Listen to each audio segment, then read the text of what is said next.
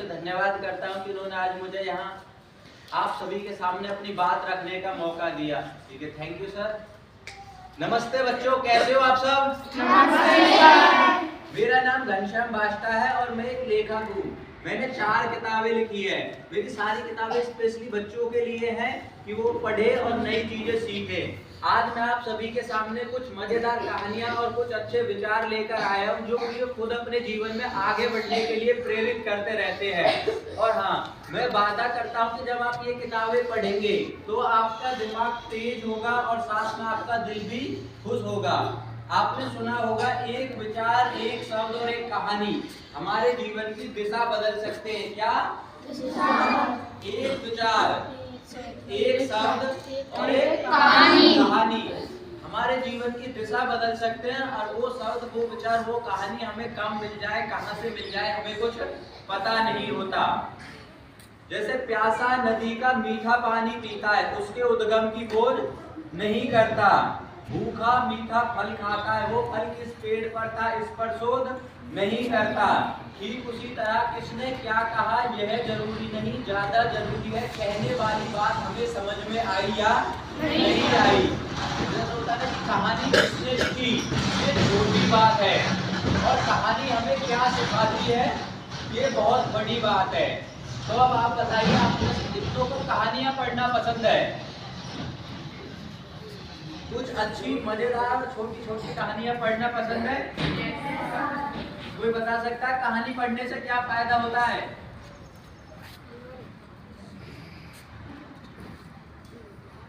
आपकी बुक्स में भी जो आप पढ़ते हो वो कहानियां ही तो है। क्या फायदा होता है उनको पढ़ने का, या आपको बुक्स क्यों पढ़ाई जाती है, कोई बता सकता है?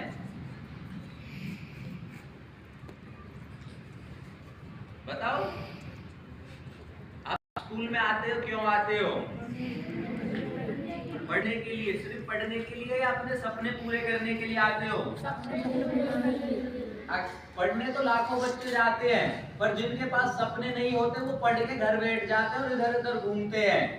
लेकिन अगर आप अपना लक्ष्य लेके आते हो, अपने सपने लेकर आते हो, तो जब आप स्कूल छोड़ते हो तो अपने सपनों के लिए छोड़ते हो स्कूल, कि अब हमें अपने सपने पूरे करने हैं।